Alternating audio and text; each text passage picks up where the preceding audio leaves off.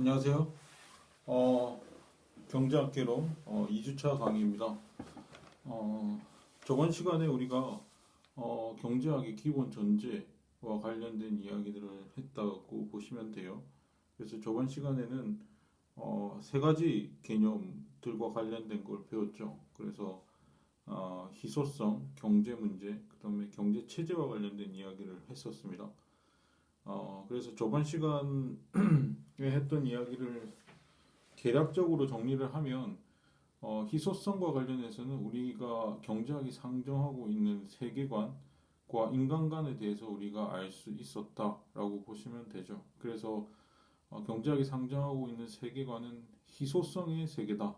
즉 욕망에 비해서 자원이 부족한 상태이기 때문에 어떻게 하면 그 욕망을 잘 조직할까?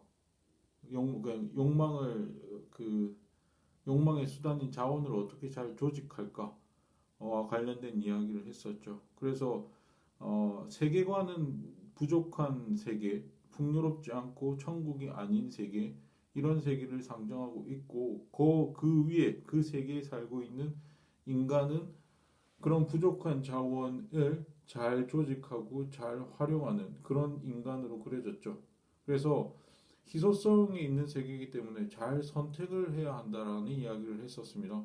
그래서 희소하기 때문에 선택을 해야 돼요. 네, 우리가 희소하지 않다면 선택을 할 이유가 없죠. 모든 것을 다 가질 수 있으니까. 근데 선택을 해야 되고 그 선택의 문제에 봉착하게 됩니다. 그 선택의 문제 그리고 자원을 잘 활용하는 문제 이게 다 같은 말이고 그게 이제 욕망을 극대화하려고 하는 목적에 부합하는 것이죠. 행동이죠.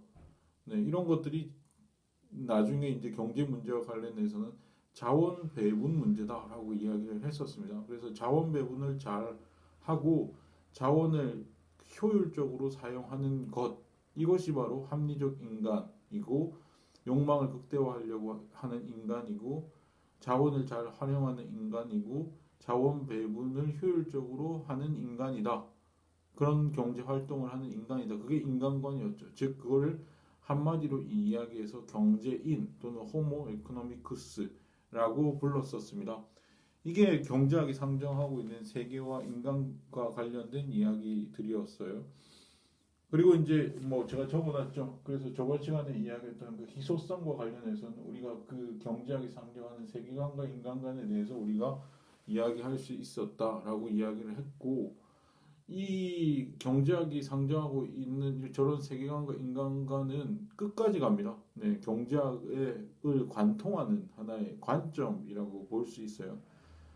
그래서 이거를 언제나 그 상정을 한 상태에서 이론이 구성된다라고 하는 측면에 있어서는 여러분들이 반드시 머릿속에 넣어 두셔야 하는 경제학적인 관점이다라고 보실 수 있는 것이죠. 그 다음에 경제 문제에 관련된 이야기를 했었고, 저 경제 문제를 통해서 경제학이 무엇을 연구하는 학문인지에 대해서 이야기를 했고, 심지어는 경제학이 어, 경제학의 정의까지 내릴 수가 있었습니다. 그래서 경제학이 주로 관심을 가지고 있는 것을 크게 경제 물론 경제 문제라고 하는 건 네 가지 정도로 이야기를 했었죠. 무엇을 얼마나 생산할 것인가, 어떻게 생산할 것인가, 누구를 위해 생산을 할 것인가, 언제 생산할 것인가. 이 네 가지 문제가 결국 경제 문제이다라고 이야기를 했었는데 그 내용들을 다 보니까 결국에는 두 가지 문제더라. 결국 자원 배분의 효율성과 그 소득 분배의 공평성을 달성하는 것이 경제학에 주어진 주요한 문제입니다. 주요한 문제이고 이거를 탐구하는 것, 이 문제를 해결하는 것이 경제학의 학이 연구 대상으로 하는 것이다라고 보시면 돼요. 그 중에서도 공평성 문제, 그러니까 소득 분배 공평성 문제는 단일한 그런 기준이 없어요. 단일한 기준이 없고 주로 철학이나 정치학에서 이야기되어지는 부분이 많고 경제학에서는 주로 자원 배분의 효율성 문제를 다루고 있다라고 보시면 돼요. 그래서 우리는 경제학은 주로 물론 공평성 문제도 약간 다루지만 주로 자원 배분의 효율성 문제를 다룬다. 그래서 경제학을 정의할 때 우리 맨큐 경제학에도 쓰여져 있지만 희소한 자원을 효율적으로 배분하는 것을 연구하는 학문이다.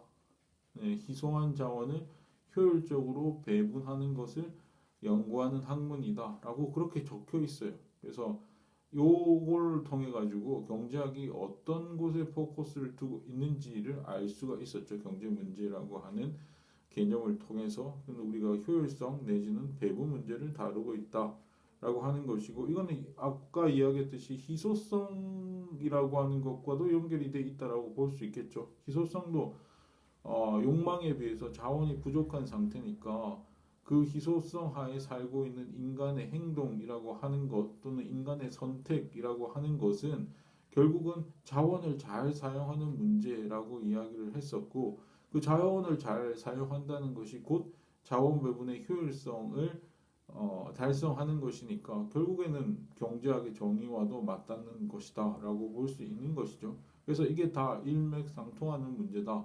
희소성 문제와 자원 배분의 효율성 문제는 결국에는 같은 논리 구조 속에 있는 것이다라고 볼 수 있겠죠. 네, 그렇습니다. 이것이 이제 우리가 이제 경제 문제를 탐구한에 대해서 이야기를 했던 이유이고요. 그 다음에 경제 체제와 관련된 이야기를 했었죠. 그래서 저번 시간에는 제가 그 경제 체제라고 하는 것은 경제 문제를 해결하는 방법이다라고 이야기를 했었습니다. 그래서 경제학을 경제 문제를 해결하는 방법으로서 여러 가지 체제들, 경제 체제들이 나왔었는데, 그래서 제가 크게 세 가지 이야기를 했었습니다. 그래서 전통 경제 체제라고 하는 게 있고, 그 다음에 명령 또는 계획 경제 체제라고 하는 것이 있고, 또는 시장 경제 체제라고 하는 것이, 이 세 가지가 있다라고 이야기를 했었고, 그 중에서 우리가 지금 채택하고 있는 경제 체제라 함은 시장 경제 체제를 의미한다라고 이야기할 수 있겠죠. 근데 저번 시간에는 시장 경제 체제에 대해서 구체적으로 이야기를 하지 않았습니다. 저번 시간에는 전통 경제 체제와 계획 경제 체제의 의미가 뭔지, 특히 이제 시장 경제 체제랑 계획 경제 체제라고 하는 것을 두 가지 이제 구별해서 이야기를 하게 될 텐데, 결국 계획 경제 체제와 시장 경제 체제의 차이점은 뭔가라고 하는 그 문제죠.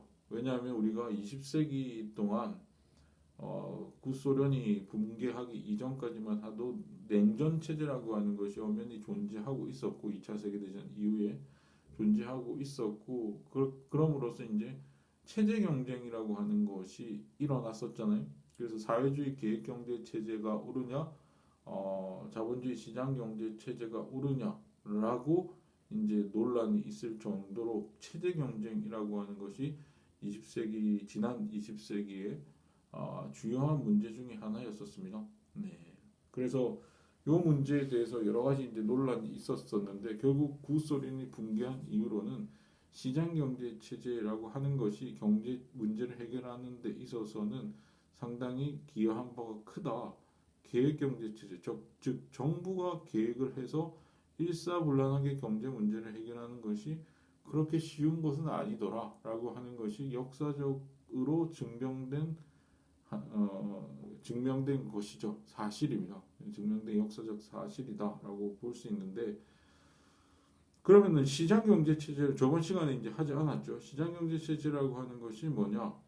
저번 시간에 잠깐 이야기를 했습니다만, 계획 경제 체제라고 하는 것은 정부 또는 국가가 경제 계획을 세워가지고 무엇을 얼마나 생산할 것인가, 어떻게 생산할 것인가, 누구를 위해 생산할 것인가, 이 문제를 해결하는 것입니다. 네, 정부가 계획을 해가지고. 근데 시장 경제 체제라고 하는 것은 시장에서 그 문제를 해결하는 것인데, 시장이라고 하는 것은 개개인들의 의사 결정에 의해서 분권적으로 의사 결정이 이루어지는 체제거든요. 그래서 그 계획이라는 게 사회주의 계획 경제 체제처럼 정부가 계획을 하는 게 아니고 개개인들, 우리 구성원들, 그 국가 경제를 구성하고 있는 구성원들이 계획을 통해 가지고 그 이루어지는 분권화된, 중앙 집권화된 체제가 아니라 분권화된, 각자가 제일 잘 할 수 있는 것을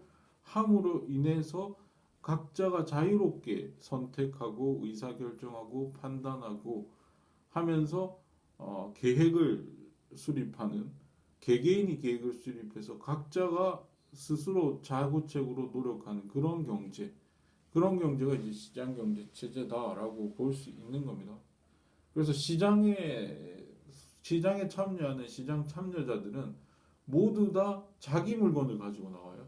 예, 자기 물건을 가지고 나와서 자기가 스스로 생산한 물건들을 서로 교환하는 곳이 바로 시장이지 않습니까?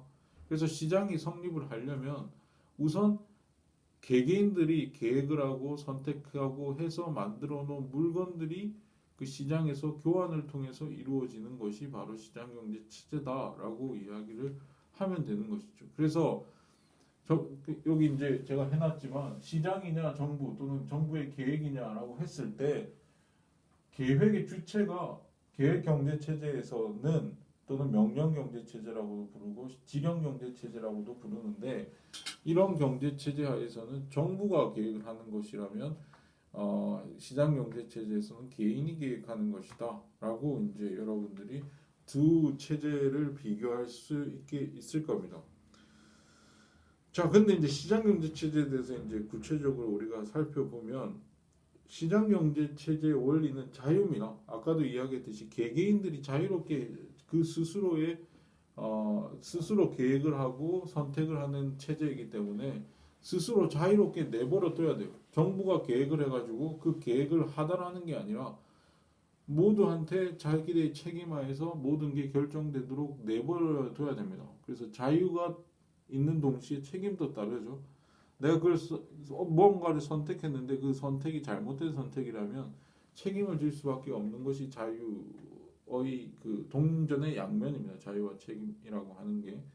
그래서 우리가 뭔가 생산을 해도 그 생산품을 잘 못 만들어서 질 좋고 값싸게 못 만들어서 그게 안 팔릴 경우에는 거기에 대한 책임은 스스로 져야 되는 겁니다. 자기가 자유롭게 선택한 어떤 산물이기 때문에 줘야 되는 겁니다. 어쨌든 시장의 원리는 자유입니다. 네, 자유예요. 자유의 원리입니다. 그걸 이제 경제적 자유주의라고 그러고 그래서 내버려 둬라라고 하는 거예요. 내버려 둬라라고 하는 겁니다. 그래서 무엇을 얼마나 생산할 것인가 내버려 둬라.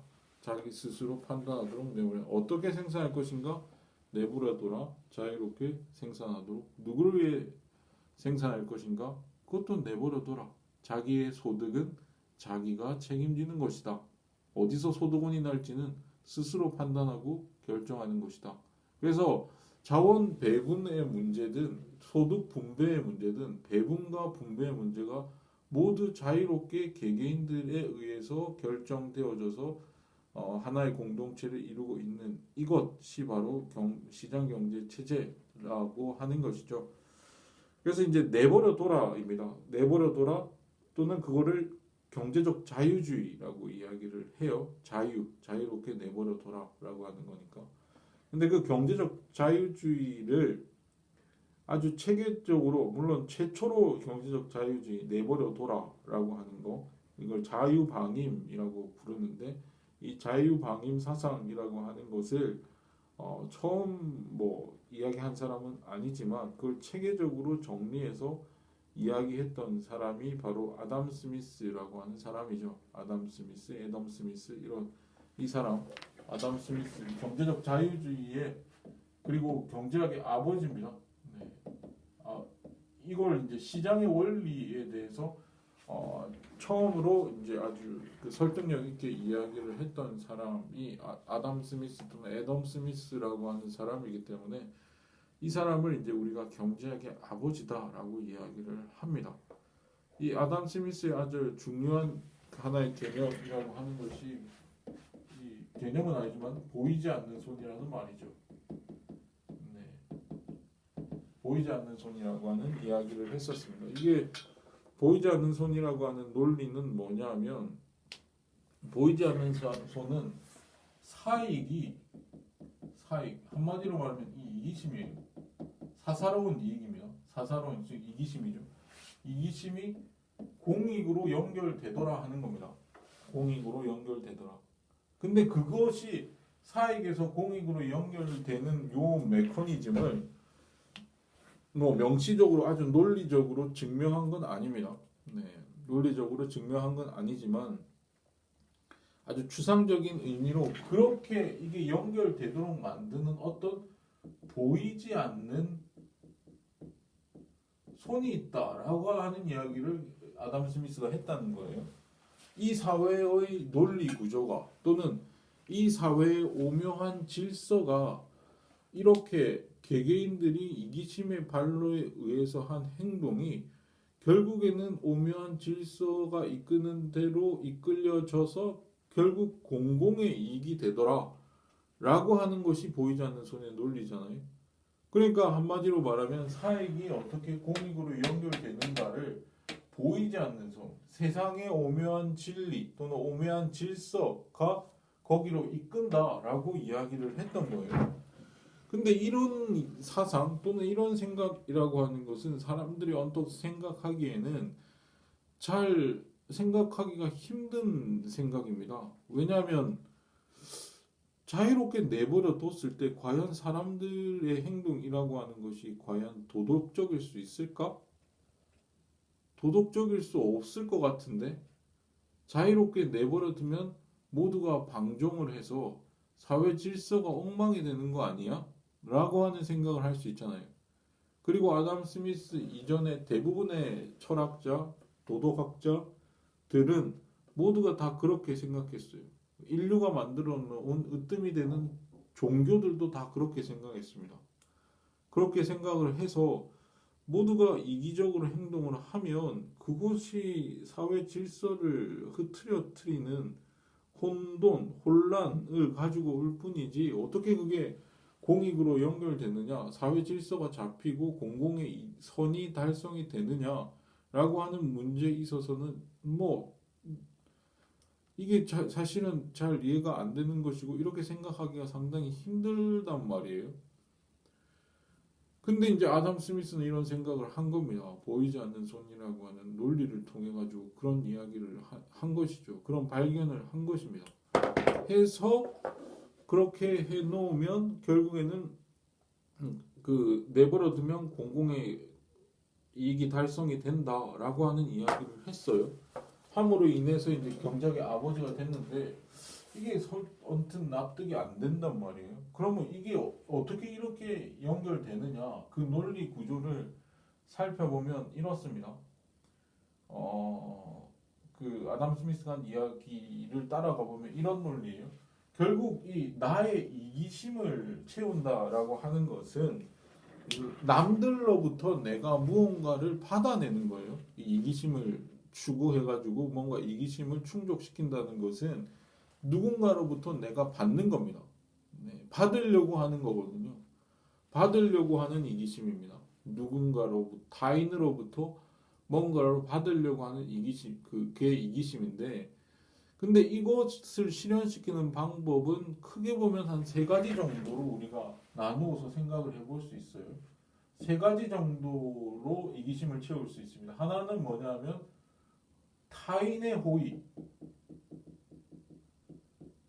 타인의 호의에 의해서 받을 수 있겠죠. 누군가가 나한테 선물을 준다든지, 아니면 부모님이 나한테 나를 사랑하셔서 나한테 많은 것을 준다든지, 아니면 친구들이 선물을 준다든지, 누군가가 내가 불쌍해서 나한테 뭔가를 준다든지, 이렇게 하면 이기심을 채울 수가 있겠죠. 네, 이 이기심, 이거 호의라고 그렇게 이야기를 합니다. 이거는 이타적인 거예요. 이타심. 네. 누군가가 나한테 이타적으로 행동을 하면 얻을 수 있는 겁니다. 이타심. 근데 사실은 이 이타심이라고 하는 게 인간한테 분명히 존재하긴 하지만 그것의 그 범위가 그렇게 무한하지 않단 말이에요. 크지 않아요. 굉장히 제한적입니다. 우리가 타인에 대해서 호의를 베풀고 이타심을 베푼다라고 했을 때 그 이타심의 범위라고 하는 것이 얼마나 크겠느냐라고 생각을 해봤을 때 그것이 크다? 굉장히 강한 거다, 이타심이? 분명히 인간은 이타심을 가지고 있어요. 있지만 그게 그렇게 크지 않습니다. 예, 크지 않아요. 그래서 이 이타심 또는 호의라고 하는 건 소규모 공동체에서나 통용되는 거예요. 소규모 공동체. 그러니까 뭔가를 내가 누군가로부터 뭔가를 받아내기 위해서 타인의 호의에 의존을 한다는 것은 이 이타심이 굉장히 제한적이기 때문에 인간이 원래 그렇게 크지 않습니다. 인류애라고 하는 게 얼마나 인간한테 보편적일지 모르겠지만 어쨌든 그런 것들이 그렇게 크지 않습니다. 강하지도 않아요. 아주 제한적입니다. 그렇기 때문에 소규모 공동체, 뭐 가족 공동체 아니면 아주 친한 친구들한테나 그 호의를 바랄 수 있지 사실은 바라기가 힘들어요. 나 자신부터가 그런 행동을 이타적인 행동을 잘 하지 않습니다. 내가 열심히 일해서 남 좋은 일을 시켜야지 하면서 열심히 하는 게 더 강할까? 나를 위해서 열심히 일하는 동기가 강할까? 그거는 대부분의 인간들은 아마 나를 위해서 일할 겁니다. 남을 위해서 남 좋은 일 시키려고 잘 하지 않죠. 그래서 그것만 보더라도 굉장히 이타심의 범위가 제한적이다라고 볼 수 있기 때문에 이런 남으로부터 내 이기심을 충족시켜주는 어떤 것은 소규모 공동체에서나 가능한 이야기다라고 우리가 이야기를 할 수 있겠죠. 또는 내가 뭔가를 받기 위해서 이기심을 발휘하기 위해서 정복 또는 약탈 이런 걸 할 수 있을 거예요. 정복이나 약탈 그러니까 강제로 빼앗는 거죠. 네, 나의 이기심을 충족시키기 위해서 강제로 누군가로부터 빼앗는 겁니다. 근데 이 빼앗는 행위라고 하는 것이 굉장히 비도덕적이죠. 비도덕적일 뿐만 아니라 효율적이지도 않습니다. 누군가를 강제적으로 해서 노예로 만들었다고 하더라도 그 노예를 관리하고 감시하는 비용이 상당히 많이 듭니다. 사실은 그래요. 그래서 우리가 예전에 이제 19세기, 20세기 이때 제국주의 국가들, 식민지를 많이 건설했던 국가들이 그런 뭐 식민지로부터 약탈을 해서 하는 약탈 경제를 구축하려고 노력을 했지만 사실 그게 크게 실익이 없었어요. 실익이 없고 굉장히 비용이 많이 들고 하는 일이었죠. 그래서 나중에는 식민지를 다 포기하게 되는 결과를 가져오게 되는데 식민지 경제라고 하는 건 애초에 성립 불가능합니다. 네, 굉장히 비효율적이에요. 비도덕적일 뿐만 아니라 비효율적이기까지 합니다. 그래서 이거는 사실은 바람직하지도 않아요. 그리고 경제적이지도 않습니다. 그래서 비도덕, 비효율을 낳는 방식이기 때문에 이게 크게 이제 우리가 추천할 만하지 않죠. 그래서 맨 마지막에 이기심을 채우는 방식으로 교환이라고 하는 게 있습니다. 교환 또는 거래라고 하는 것이 있는데 교환 거래라고 하는 것은 내 이기심을 채워주기 위해서 내가 받기 위해서 누군가한테 주는 겁니다. 내가 받기 위해서 주는 거예요. 네, 이게 교환이고 거래죠. 네, 내 이기심을 채우기 위해서 주는 겁니다. 누구한테. 그래서 내가 받으려고 주는 거예요. 받으려고. 뭔가를 내가 원하는 것을 받기 위해서 주는 겁니다. 근데 이 주려고 할 때 남이 원하는 걸 줘야 되잖아요. 그래야 내가 받을 수 있잖아요. 내가 원하는 것을 주지 않으면 받을 수도 없을 겁니다. 그럼 교환이 성립하지 않죠.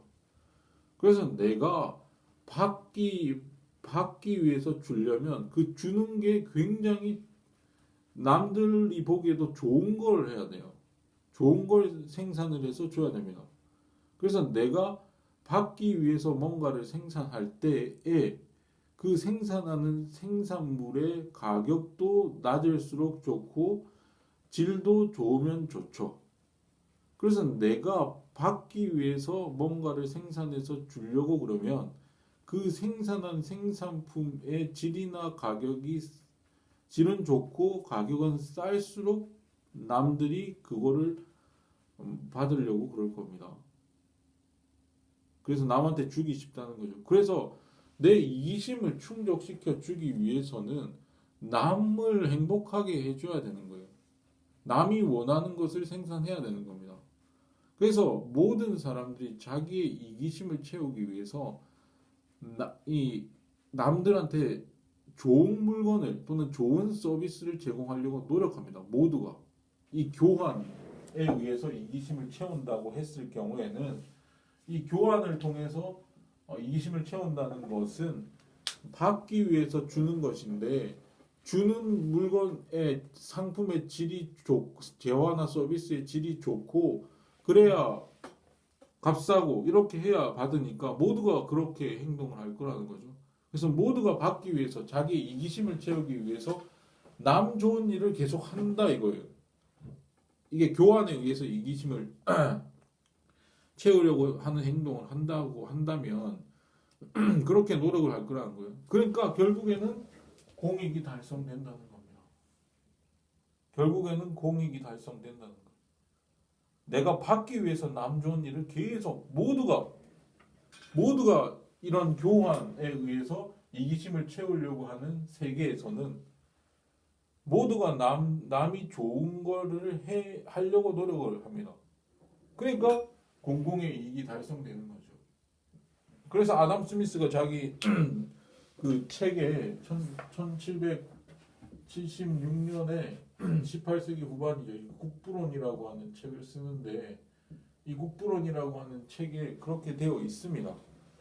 뭐 빵가게 주인이 빵을 만드는 이유 그리고 빵을 잘 만들려고 하는 이유는 그것이 그 사람이 이타적이어서 그런 게 아니라 자기가 이 뭔가를 받기 위해서 빵을 주려고 하기 때문에 잘 만들어야 남이 받기 때문에 그렇게 한다는 거예요. 그래서 자기 이기심을 채우기 위해서 뭔가를 주려고 하다 보니까 빵가게 주인은 빵을 잘 만들려고 한다 이겁니다. 푸주간 주인도 마찬가지라는 거예요. 쌀가게 주인도 마찬가지라는 겁니다. 내가 무슨 일을 해서 무슨 생산을 하든 간에 남한테 좋은 걸 해야 된다는 거예요. 해야 내 이기심을 채울 수 있다. 자기 이익을 채울 수 있다라고 하는 겁니다. 내가 노동시장에서도 내가 어떤 회사에 취직을 하려고 그러면 내가 취직하는 회사에 내가 그 회사에 뭔가를 해줄 수 있다라는 걸 증명을 해야 그 회사로부터 내가 임금을 받을 수 있을 거잖아요. 그 회사에 들어가고 싶어하는 여러 사람들이 있을 텐데 왜 하필이면 내가 그 회사에 들어가야 되는가? 그래서 그 회사로부터 임금을 받을 수 있는가라고 한다면은 내가 남들보다도 훨씬 좋은 서비스를 회사에 제공해 줄 수 있기 때문에 나를 고용해야 된다고 설득을 할 거 아니에요? 그래서 내가 좋은 거를 주려고 해야 내가 이기심을 채울 수 있다는 거예요. 내 임금을 받을 수 있다라고 하는 거죠. 그래서 나는 불철주야로 그 회사의 기여가 되는 사람이 되기 위해서 공부도 열심히 하고 기술이나 지식을 쌓기 위해서 그동안 열심히 노력을 해서 결국에는 그 회사가 선택을 해주면 그 회사로부터 뭔가를 받아낼 수 있는 거잖아요. 그게 다 경제의 원리입니다. 이 교환. 근데 이 교환이라고 그 이기심에 복무를 하기 때문에 이 교환에 의해서 이기심을 채우려고 하면 이거는 굉장히 강해요. 이 이타심보다 훨씬 강합니다. 나를 위해서 누군가에게 좋은 거를 주려고 하는 거기 때문에 이건 날 위한 거거든요. 나를 위한 거기 때문에 이거는 대규모 공동체, 대규모 사회에서도 가능한 것이죠. 대규모 사회에서도 가능한 이야기다라고 하는 겁니다. 그래서 이거는 누구나 할 수 있어요. 자기 이기심을 발휘해서 뭔가를 이기심을 위해서 남한테 좋은 일을 한다는 거는 누구한테나 할 수 있어요. 네. 누구한테나 내 친척이나 가족들하고만 하는 게 아니라 누구하고나 할 수 있어요. 나 모르는 사람하고도 할 수 있어요. 왜냐하면 내 이기심을 충족시켜 주는 누군가한테 좋은 걸 제공을 하면 그 대가로 뭔가를 받거든요. 그 사람도 대가를 내가 타인도 받을 거잖아요. 내가 제공한 거를 받고 뭔가를 나한테 주려고 할 거 아닙니까? 이런 식으로 교환이 이루어지는 거예요. 모두가 나한테 이익이 된다고 하면 누구라도 거래를 하고 교환을 하고 할 겁니다. 그러니까 그것을 아는 사람이 필요가 없죠. 그냥 나한테 내 이기심을 충족시켜 줄 수 있기만 하면 누구하고도 이 교환이나 거래는 하잖아요. 그래서 이 교환이나 거래는 대규모 사회에서도 가능하다고. 모르는 사람하고 하니까.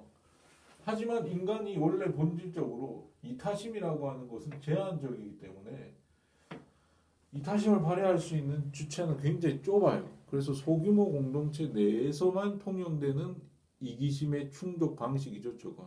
그래서 우리 도시 문명에서는 거대한 사람들이 많이 밀집되어 있는 도시 문명에서는 이 교환 경제라고 하는 것이 결국 이기심을 충족시켜 주는 것이고, 이 교환이 이루어지는 장소가 바로 시장 아닙니까? 네, 교환이 이루어지는 장소가 시장이죠. 그래서 시장이 발달을 하는 거예요. 시장이 발달을 하면 통해서 도시라고 하는 것이 생성돼서 모르는 사람들끼리 이웃해서 살고 있는 거 아닙니까? 그게 내 이기심을 충족시켜 줄 수 있는 하나의 좋은 수단이 되는 거예요. 이 시장이라고 하는 것이. 그래서 시장이라고 하는 것이 이 이기심을 발휘를 해서 이 이기심을 충족을 시켜주고, 그게 그 이기심을 충족시켜 주려면 남 좋은 일을 하려고 계속 노력을 값싸고 품질 좋은 재화와 서비스를 만들어야 되기 때문에 공익이 달성될 수밖에 없는 거예요. 이렇게 하면 자원 배분이 어떻게 되겠어요? 우리가 욕망을 충족시킬 수 있는 자원 배분의 상태가 좋아질 거 아닙니까? 자원 배분의 상태가 좋다는 건 뭐죠? 효율성이 달성됐다라고 하는 것 의미입니다. 효율성. 그러니까 모두가 이런 생각만 한 거예요. 나의 이기심의 충족을 위해서 남한테 뭘 좋은 일을 하지? 남이 좋아하는 게 뭐지? 남의 욕망을 충족시켜 줄 수 있는 메커니즘이, 그런 재화와 서비스가 뭐지? 이런 걸 불철주야로 생각을 할 거 아닙니까? 그러면 타인의 욕망을 충족시켜 줄 수 있는 자원 배분, 욕망을 충족시켜 줄 수 있는 자원을 거기다 쓰는 겁니다. 그래서 타인의 욕망을 더 크게 만들어주는, 그래서 내 이기심을 채우는 그런 방식으로 계속 생산을 하게 되는 것이죠. 네. 하게 되는 것이고, 그렇게 하면 할수록 그런 걸 잘하면 나도 부자가 되죠. 나는 타인을 얼마나 많이 충족시켜 주느냐에 따라서 내가 성공을 하는 거예요. 내 이기심이 증진이 되는 겁니다. 왜 삼성전자가 돈이 많을까? 왜 삼성전자는 이기심을 많이 충족시킬 수 있었을까? 그러면은 많은 사람들에게 좋은 일을 했기 때문이에요. 삼성전자가. 그 휴대폰, 누구나 가지고 있는 휴대폰, 그 많은 휴대폰 회사들 중에 비교적 질이 좋고 가격이 싼 휴대폰을 많이 팔아먹었기 때문이죠. 많이 팔린다는 건 많은 다수의 타인들을 욕망을 충족시켜 줬다는 거 아닙니까? 자원 배분을 잘 했다는 거 아니에요? 자원을 잘 활용했다는 거 아닙니까? 그런 거죠. 삼성전자 말고도 성공 회사들은 다수의 사람들, 충분히 많은 사람들의 욕망을 충족시켜 줬기 때문에, 그런 식으로 자원 배분을 활용을 했기 때문에 결국에는 자기의 이기심을 더 충족시키고 성공할 수 있는 기업이 되었겠죠. 그러니까 이게 이제 교환 메커니즘에 의해서 이기심이 충족되고, 그 이기심이 충족됨으로 해서 공익이 달성되는 겁니다. 이 공익이라고 하는 건 결국 효율성이에요. 효율성. 자원 배분이 잘 되게 만들었다는 겁니다. 그래서 이 보이지 않는 손이라고 하는 것도 결국은 아담 스미스는 보이지 않는 손이라고 하는 말을 아주 추상적, 으로 썼지만 그 오묘한 세계의 세상의 질서 정도의 의미로 썼지만 우리한테 보이지 않지만 뭔가 이 사회에는 보이지 않는 어떤 질서가 있어 라고 하는 아주 추상적인 용어로 썼지만 현대 경제학에서 이것은 바로 시장 논리입니다. 이 시장 보이지 않는 손은 시장 논리고 이걸 우리가 현대 경제학에서는 시장 메커니즘이라고 그러거든요. 네. 시장 메커니즘 또는 가격 메커니즘이라고도 해요. 메커니즘.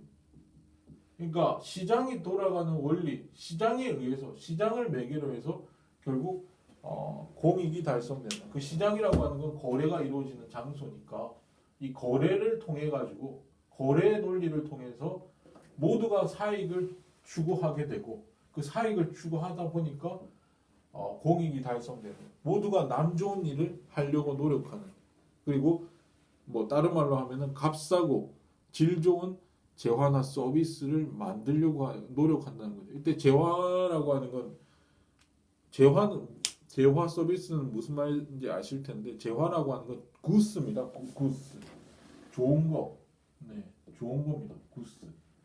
네. 근데 서비스는 이거는 유형이고요. 예, 유형이고 서비스는 무형입니다. 예, 무형의 좋은 것, 유형의 좋은 것이죠.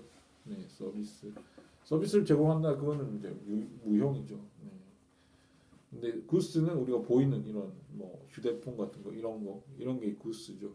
우리 받으면 좋은 거 그런 걸 제공을 많이 값싸고 질 좋은 재화나 서비스를 그 제공을 해서 뭔가를 만들려고 노력하는 사회 그게 이제 시장 사회 또는 시장 경제 체제라고 하는 것의 원리입니다. 그것은 모두 각자가 각자의 이기심에 복무하는 거예요. 자유롭게 자기 계획하에서 자기의 이기심을 채우기 위해 불철주야로 노력하는 인간형을 의미합니다. 그래서 뭐 국부론에 그렇게 돼 있어요. 빵집 주인은 자기의 이기심을 위해서 빵을 잘 구우려고 그러고 값싸고 질 좋은 빵을 구우려고 그러고 푸주간 주인도 네, 자기가 뭔가 이기심을 발휘하기 위해서 뭔가 고기 좋은 질 좋고 값싼 고기를 이렇게 제공하려고 그러고 뭐 모든 사람들이 다 그렇죠. 네, 모든 사람들이 다 그렇게 행동을 하니까 공익이 달성되는 거예요. 그 공익이라고 하는 건 결국 효율성입니다. 물론 이 공익에는 효율성과 우리가 이제 경제 문제를 통해서 경제학에 포커스를 맞추는 게 효율성과 공평성인데 이 공익에는 공평성의 의미도 들어가 있어요. 네, 공평성이라고 하는 것에 의미도 들어가 있는데 공평성은 뭔지 잘 모르니까 경제학에서 이거를 증명할 수가 없어요. 근데 효율성에 대해서는 시장이 얼마나 잘 작동을 하면 시장이 잘 작동하면 효율성이 달성하는가에 대해서 실제로 증명을 하거든요. 왜냐하면 효율성이라고 하는 건 개념이 좀 분명합니다. 이 효율성이라고 하는 건 자원 배분이 잘 된 상태라고 이야기할 수 있고 또는 아주 명시적으로 최소 비용으로 최대 효과를 발휘하는 걸 효율성이라고 그래요. 네. 자원 배분을 잘 하면 결국 최소 비용으로 최대 효과를 낳는 거겠죠. 최소한의 비용으로 최대의 욕망을 충족시키면 그게 바로 효율적인 또 자원 배분 상태다라고 볼 수 있죠. 그 자원 배분을 자원을 투입을 잘 해서 그 비용이 들겠죠. 네, 투입물에는 그 자원을 투입을 해서 최소한의 자원을 투입해서 최대 효과를 얻으면 그게 욕망을 최대화시키면 그게 효율적인 거 아니에요? 자원 배분을 잘 한다는 건 욕망에 복무한다는 거예요. 욕망에 잘 복무한다는 거니까 그 자원을 잘 사용해서 욕망을 최대화시키면 그게 효율적인 상태다라고 볼 수 있는 거예요. 그래서 이제 단적으로 최소 비용이라고 하는 건 자원을 조금 사용해서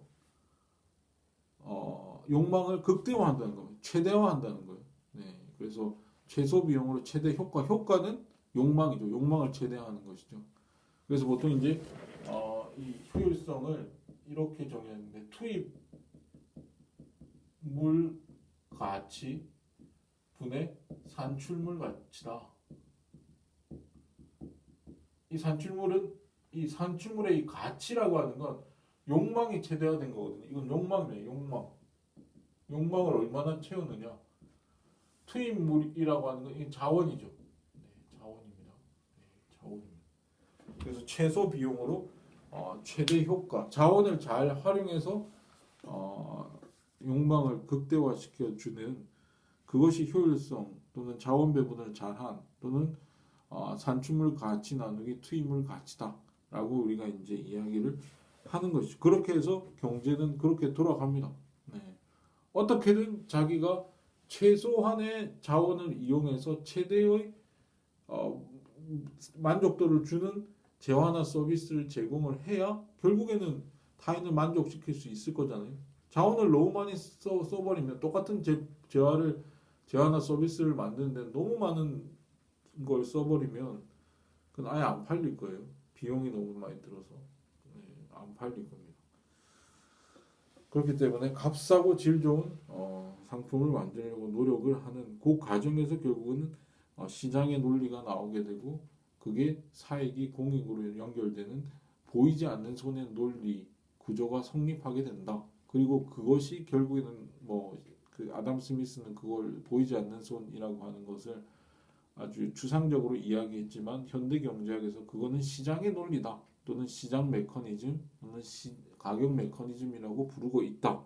그래서 현대 경제학에서는 이 시장 메커니즘 또는 가격 메커니즘이 어떻게 작동하는지를 연구하는 거예요. 그게 키입니다. 시장 메커니즘 또는 가격 메커니즘을 이 어떻게 작동하는지를 배우는 게 경제학이에요. 그게 경제학입니다. 그게 밝혀져야 어떻게 개인이 자유롭게 시장의 원리는 자유잖아요. 자유롭게 내버려 뒀을 때 그게 시장의 자원 배분 상태를 좋게 만드느냐 이게 되잖아요. 네, 이게 되는 겁니다. 물론 이때 공익이라고 하는 것도 이 효율성하고 공평성, 이 공익이라고 하는 건 두 가지인데 방금 이야기했던 효율성도 있고 공평성도 있는데 공평성은 단일한 기준이 없긴 하지만 이 공평성도 다를 수밖에 없어요. 왜냐하면 시장 경제 체제에서는 누구를 위해 생산할 것인가, 즉 소득 분배 문제도 시장에 의해서 결정이 되거든요. 예, 분배 문제라고 하는 것도 시장에 의해서 해결이 됩니다. 예, 우리가 이 소득이라고 하는 게 소득이라고 하는 것도 우리가 이제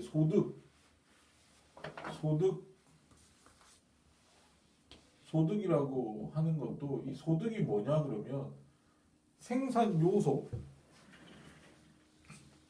타인의 경제 활동을 할 때 인간이 경제 활동을 할 때 필요한 생산 요소가 있을 거잖아요.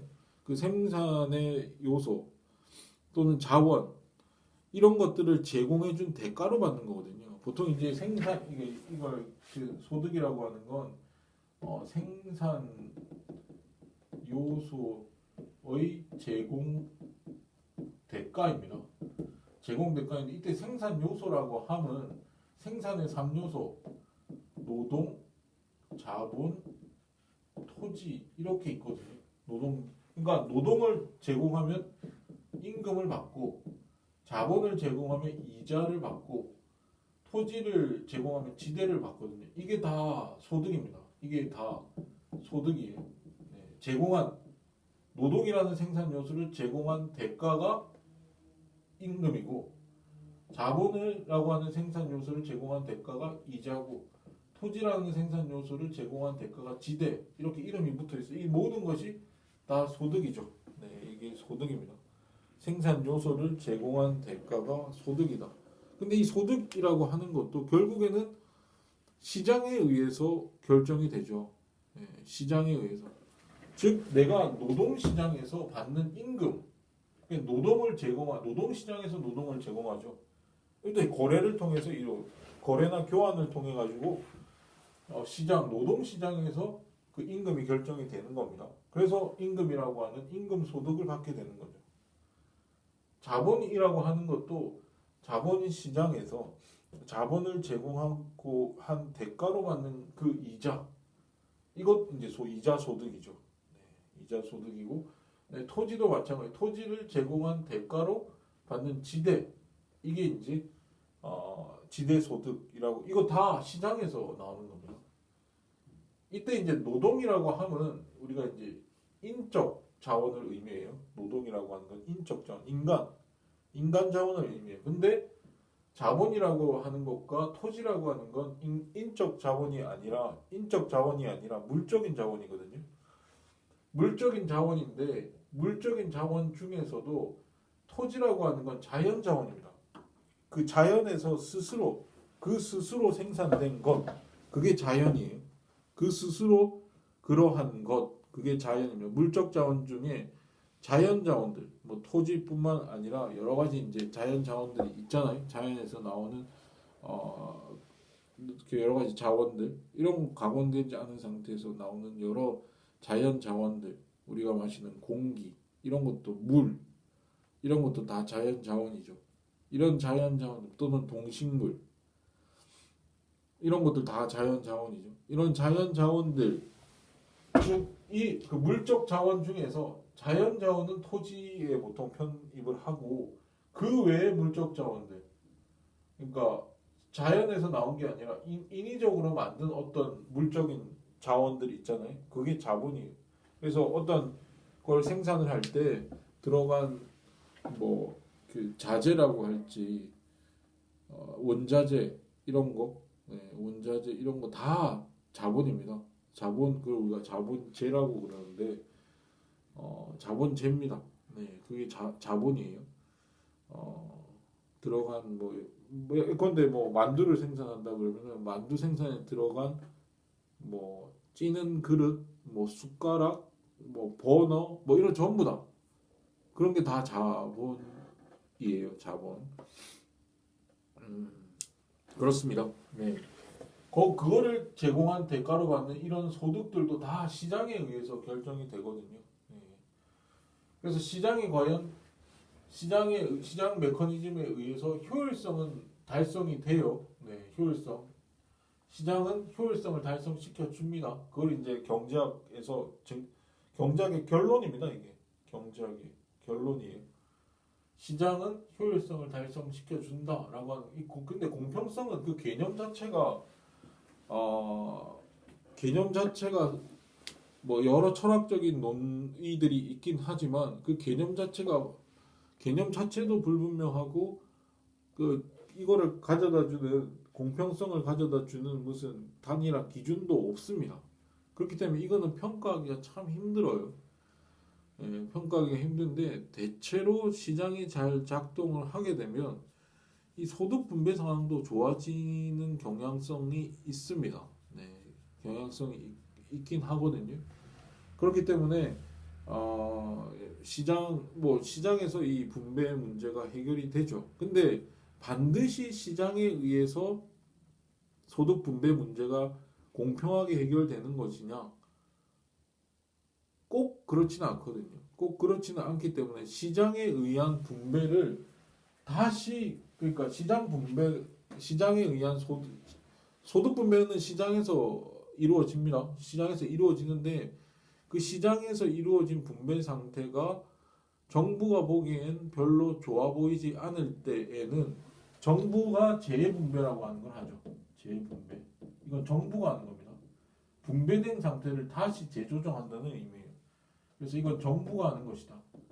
그래서 분배라고 하는 건 시장이 하지만 시장 경제 체제에서 시장에 다 노동시장, 자본시장, 토지시장에서 분배가 이루어지긴 하지만 그게 이 분배 상태가 별로 좋아 보이지 않을 때는 정부의 판단에 의해서 그거를 재분배하게 돼. 이게 소득을 공평하게 개선시키기 위한 정부의 노력을 우리가 분배라고 하지 않고 재분배 정책이라고 보통 이야기를 하죠. 정부가 하는 거니까. 그래서 이제 분배랑 재분배를 구분을 해주셔야 돼요. 네. 분배는 시장 경제 체제에서 분배도 자원 배분도 시장이 하지만 소득 분배도 시장이 한다. 근데 그 시장의 분배 상태를 개선시켜주기 위해서 정부가 개입하는데 그 정부 개입은 재분배 정책이라고 일컫는다라고 이해를 하시면 됩니다. 결국 시장에 의해서 경제 문제, 즉 무엇을 얼마나 생산할 것인가, 어떻게 생산할 것인가, 누구를 위해 생산할 것인가의 문제가 해결되는 것이 바로 시장 경제 체제이다라고 여러분들이 이해를 하시면 되겠습니다. 그래서 경제 체제, 희소성 경제 문제, 경제 체제와 관련된 이야기를 이것으로 끝내도록 하겠습니다. 다음 시간에는 경제학의 기본 원리, 10대 기본 원리가 맨큐 경제학에 소개되어 있는데 그 이야기를 하도록 할게요. 수고하셨습니다.